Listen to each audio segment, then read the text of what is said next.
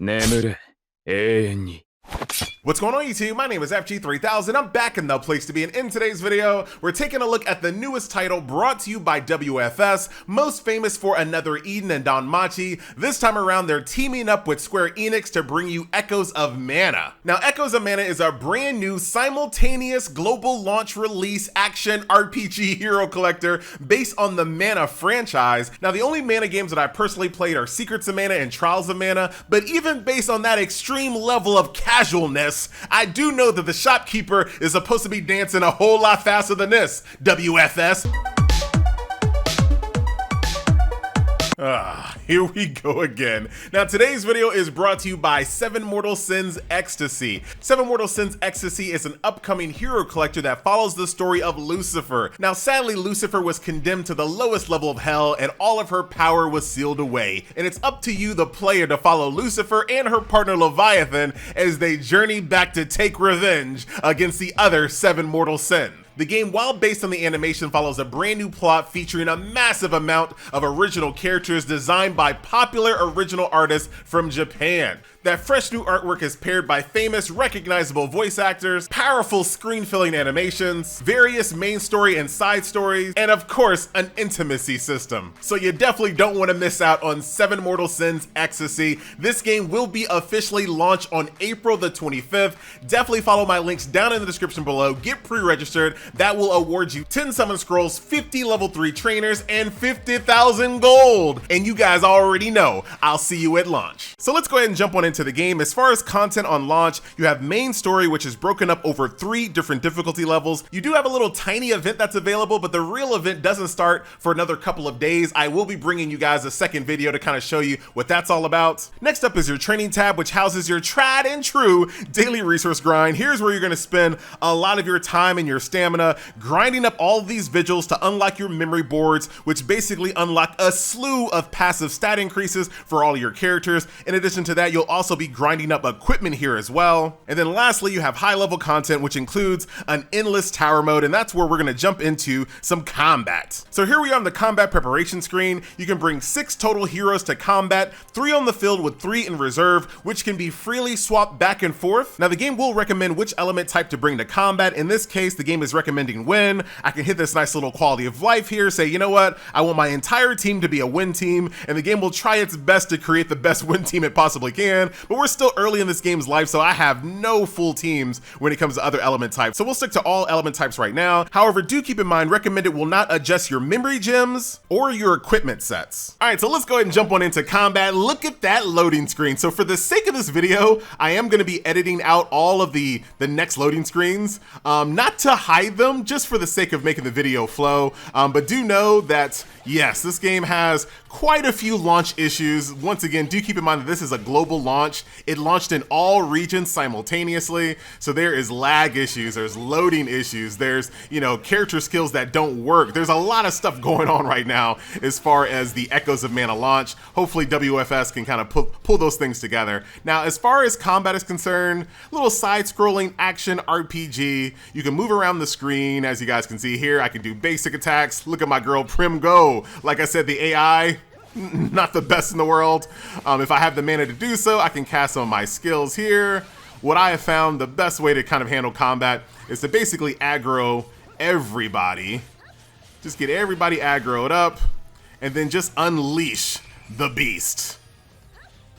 And just do tons and tons of damage, clear the entire board. I have never played a single game in the history of my gamingdom where rounding up mobs in a big old circle and DPSing them down wasn't fun and satisfying. Now, once you 3-star a stage, if you decide that you want to go back and auto-repeat that stage and grind out all your stamina, you have a few different quality of life here. You can skip the story sequence, and then you can also set up auto-repeat. You can tell the game whether you want to just drain out all your stamina or you want to do a certain amount of runs. You can tell the game if you want to burn your stamina potions, continue on wipe, or stop once a character hits max level. Now, of course, I don't have to tell you guys that I would much prefer to have skip tickets in a situation situation like this, like, dude, I am so over, you know, auto repeating 100 stages, putting my phone down and coming back in an hour. Like, dude, there's so many better ways to handle that. Of course, skip tickets, I think, is the #1 way to handle it. But if you don't want to do skip tickets, you know, you got offline auto repeats. That way you can actually, you know, use your phone for something else. Or we started to see multitask auto repeat in games like Mortal Sins and Dislight, where you can set up the auto repeat and then you can go do something else within the game, you know, power up your characters, you know, mess around with all the RNG equipment that you have, do PvP, things of that nature. Like, there's so many other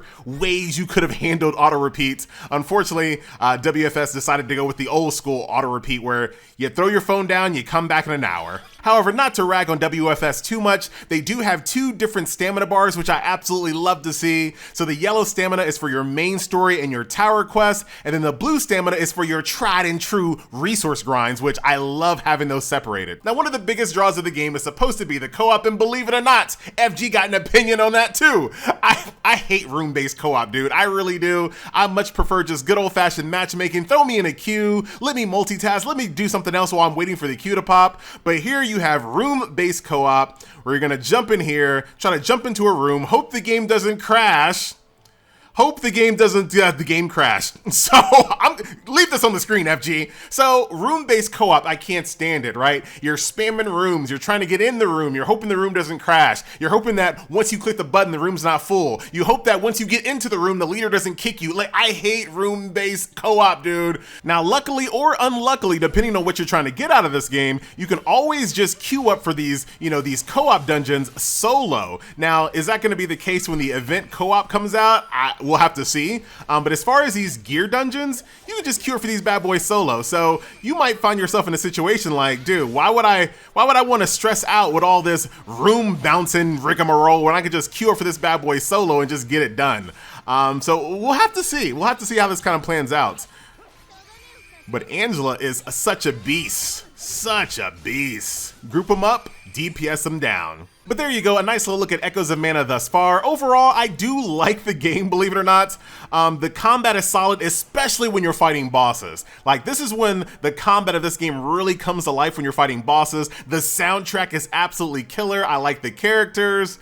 Overall, you know, it's not a bad game. I think that they have a lot of launch issues that they have to iron out. And this is the case where, you know, a lot of us global launch players haven't really seen a game truly be like global simultaneous launch before. We usually, by the time a game comes out, a lot of these issues are already ironed out because the game was overseas for like a year, right? So I'm willing to give WFS a little time to kind of iron that out. My only real beast with this game thus far is, of course, the auto repeat system. I'm not a big fan of that. And then I'm really, I don't know if I'm gonna really like this room-based co-op stuff, man. I think I got burned out playing Ninja X Voltage. That this room-based co-op stuff is just not my favorite, but I am willing to check out the event when the event comes, like I said, in a couple days, and we'll do a follow-up video there. Doing a couple summons here, nice little full summon animations as you knock some fruit off of the mana tree here. I was hoping we get, I mean, the banner right now I really don't need because I already have Duran. But we'll take a look at a few other characters here, and then we'll show you what the upgrade process of the game looks like. We just got a crit there. Ooh, who's this dude? A bunny. Unexpected. Now, I'm not sure, like I said before, I only played Secrets of Mana and Trials of Mana, so I'm not sure if they're going to have enough subject matter as far as characters are concerned. Like, are there enough characters in the Mana universe to make a hero collector long term? I don't really think so. So maybe this game is gonna have a lot of collabs, or the characters are gonna have a lot of like variants. You know, summertime, Halloween, that type of thing. So let's go ahead and use Amanda to break down the upgrade system. Like I mentioned before, each character can equip a memory gem. This memory gem, for example, when HP is 40% lower, damage taken is minus 20%. And of course, you can upgrade your memory gems by using, you know, upgrade fodder, and limit break them by using dupes. You can upgrade your characters by using, you know, adventure tomes here. Very straightforward. You can get this from defeating stages and doing daily resource grinds. Speaking of daily resource grinds, here is where your auto repeat is going to be doing the most work, is grinding using all of these materials to unlock all of these passive stats, and every single element type in the game has their own set of upgrade materials. So there's going to be a lot of grinding upgrade materials to get all of these passive stats unlocked for every single passive that you see on this wheel. And speaking of the mana board wheel, you can ascend your characters, unlocking even more mana boards. You can use duplicates to unlock special skills, and then lastly, you can awaken your character to upgrade their level caps. And like I mentioned before, upgrading your memory gems follows the same exact concept. You can use upgrade materials to drive up the levels, and you can use duplicates to unleash them even further. And then last and definitely not least, everyone's favorite equipment system, RNG stats on equipment drops. There you go. So that will do it. A nice little look at Echoes of Mana. And like I mentioned before, since I've already come this far, I'm gonna stick around to check out the brand new co-op event that's on the way. But overall, a pretty rough start when it comes to bugs and polish. But I do have faith that WFS will iron those out. I think those are gonna be temporary. But the game at its core, the combat versus bosses, the story, the aesthetic, the soundtrack. The soundtrack is so good. I think they have potential here. And they're releasing the game at a pretty good time right now. So they do have the luxury to kind of iron out these issues, drop some patches, get some events out there. That way, when the tidal wave of games comes out in a few months, they'll be able to hold their own a little bit better. Once again, my name is FG3000. I thank you a ton for watching. See you guys in the next one.